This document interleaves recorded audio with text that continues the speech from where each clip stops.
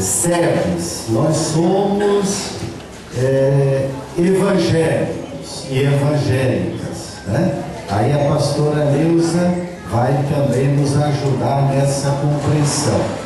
Então, por que nós somos evangélicos? Porque a partir das SEBs nós temos a raiz nossa em Jesus de Nazaré.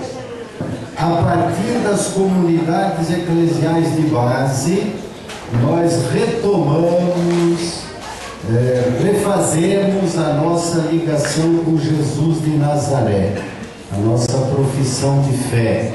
Jesus Cristo, que é o nosso guia, a nossa luz, o nosso horizonte. Mas nós estamos também, como comunidades eclesiais de base, ligados e ligadas ao compromisso social. Isso nós aprendemos, né? Nas mais diferentes lutas. Então, das SEBs nós olhamos Jesus Cristo, e das SEBs nós olhamos o compromisso com a realidade, com o social. Nós também somos comunidades eclesiais de base porque estamos ligados e ligadas aos nossos pastores, né? Então, sobretudo, nós da Igreja Católica, nós temos a direção, a orientação de um bispo, que por sua vez está ligado ao Colégio dos Bispos, e está ligado ao Colégio dos Bispos do Mundo. Mas aí também há outras igrejas que também têm a sua estrutura, às vezes diferente da nossa, mas ligação com os nossos pastores. E além disso, nós igreja, nós comunidades eclesiais de base, estamos pensando na catolicidade, né? Na oicumene, pensar no mundo. Então nós nos abrimos também, não só para o diálogo ecumênico, mas também para o diálogo interreligioso, pensar o mundo.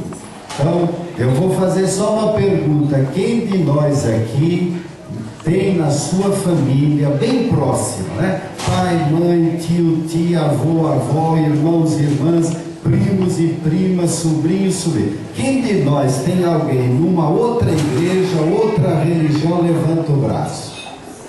Vocês estão vendo? Então, isso significa o quê? Que nós, como comunidades eclesiais de base, estamos querendo ser um laboratório, né, de oferta na perspectiva de um cristianismo que saiba conviver, que saiba ter solidariedade com todos aqueles e aquelas que, como nós, a partir da sua fé, lutam para transformar o mundo. Então, não sei se dá para vocês visualizarem, né? SEBs, Jesus Cristo, compromisso social, a ligação com os nossos pastores e a ligação com o mundo inteiro.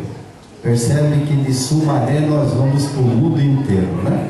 Então, é este o esforço que vamos fazer. Vamos retomar a prática histórica de Jesus de Nazaré. E, à luz da sua prática histórica, retomar para as nossas ações em todos os níveis, né, a opção pelos pobres, né, que a igreja chama opção evangélica e preferencial pelos pobres. E que o Papa Bento XVI, na conferência de Aparecida, relembrou, ele usou um palavrão lá, né? Mas que a gente sabe perfeitamente o que é. Ele disse assim: a opção pelos pobres está implícita na fé cristológica. Então essa é uma expressão do Papa, né? Que significa o quê? A opção pelos pobres está dentro da fé cristã. E que está lá no texto do Magnificat, não está? Derrubou do trono os poderosos e elevou os humildes, né? Então a opção pelos pobres tem que ser feita a partir de nós mesmos, né? Aqui está a cara do Frei Carlos Mestre, né? Ainda não é mártir vivo ainda, né? E ele nos diz isso de Jesus de Nazaré, né? Que Jesus nasceu pobre, está o Afonso aqui, que é do Cebi, né? Nasceu pobre, viveu pobre, a partir dos pobres pregou o evangelho para todo mundo, mas a partir dos pobres. E o Frei Carlos Mestre diz assim: Jesus de Nazaré poderia se safar numa boa, sozinho, porque ele tinha muito carisma, sabia pescar, todo mundo queria Jesus no barco dele, porque pegava peixe adoidado, né? Mas ele diz assim: Jesus também fez opção pelos pobres. Por quê? Nascer pobre não é opção de ninguém, né? Ninguém de nós escolheu a família que ia nascer. Agora, fazer opção pelos pobres nós podemos fazer. E é por isso que está complicado no nosso Brasil esta questão, né? Que é por que os pobres continuam pensando com a cabeça dos grandes. Aquilo que o Claudinho retomou, né? O método do Paulo Freire. O método do Paulo Freire, né? A pedagogia do oprimido.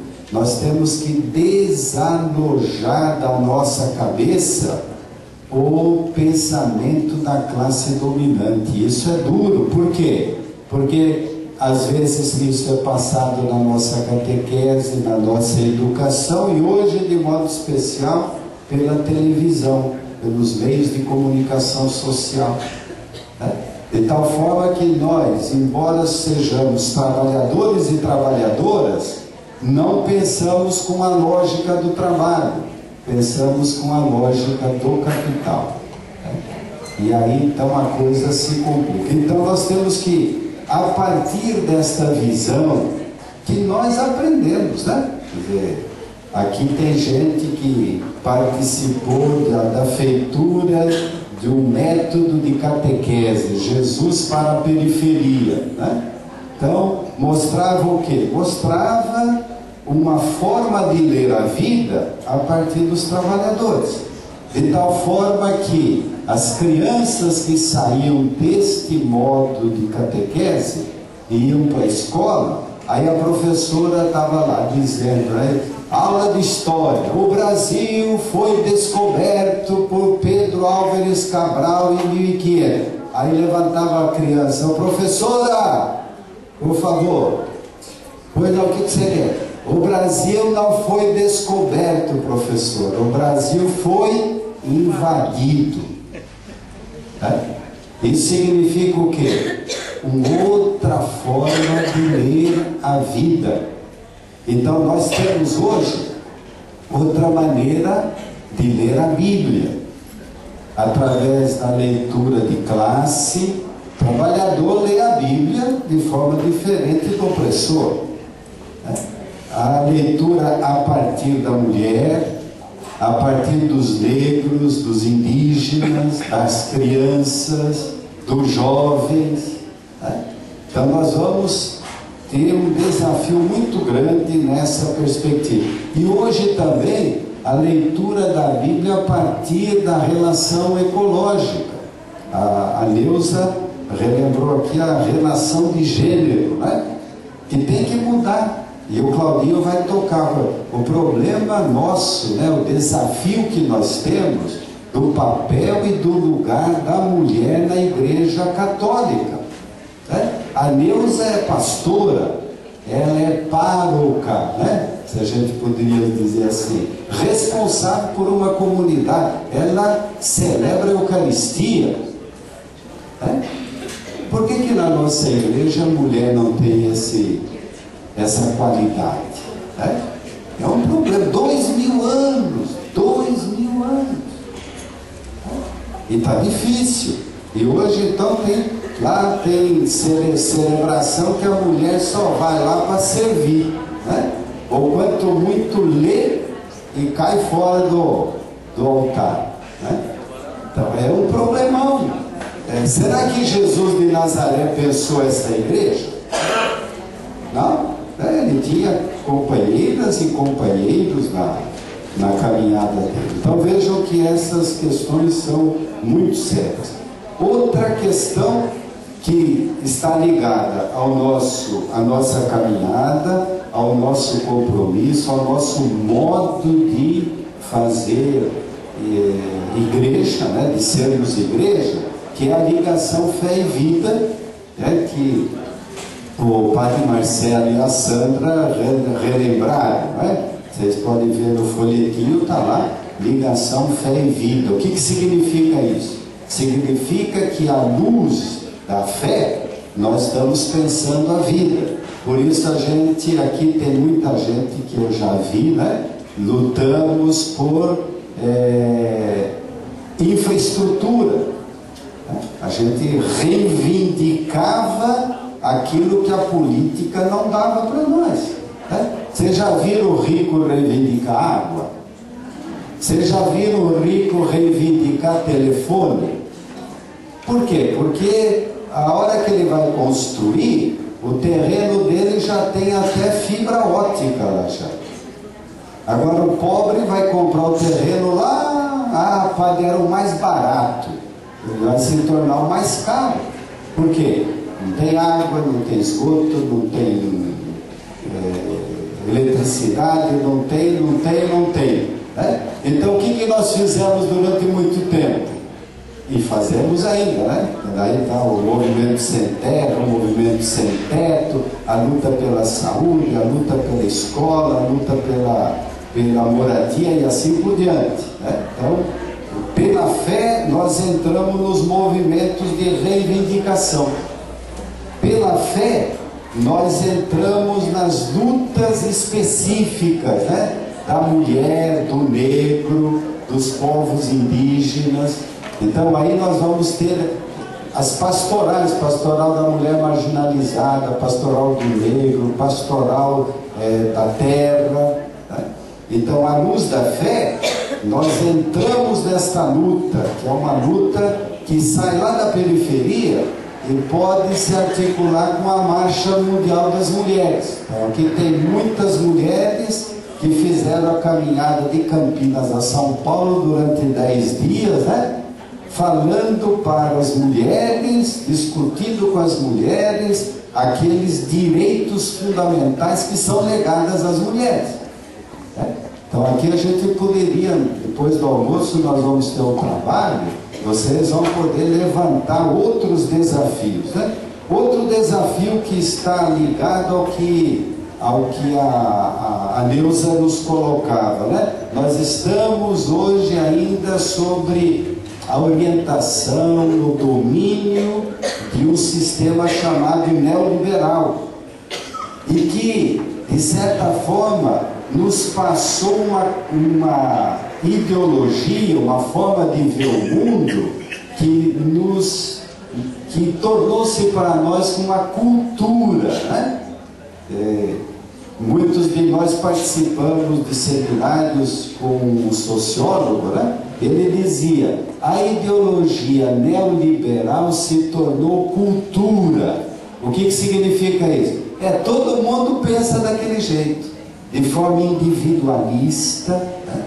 E isto está causando um problema sério. Que problema sério? Que nós estamos perdendo o sentido do público, né? Do político, do comunitário. E aí está interferindo nas nossas lutas, por exemplo, do movimento sindical. Estava conversando com o Luiz Albano, né, que é sindicalista da construção civil, um setor que está extremamente em alta, mas com um mundo de injustiças, né? Inclusive com uma retomada de trabalhos na linha da escravidão. Né? Se não escravidão, servidão. Né? Então isso significa o quê? Que nós temos que retomar aquilo que nós já fizemos. Né? E a construção de um sindicalismo que realmente parta do trabalhador, assuma as lutas do trabalhador.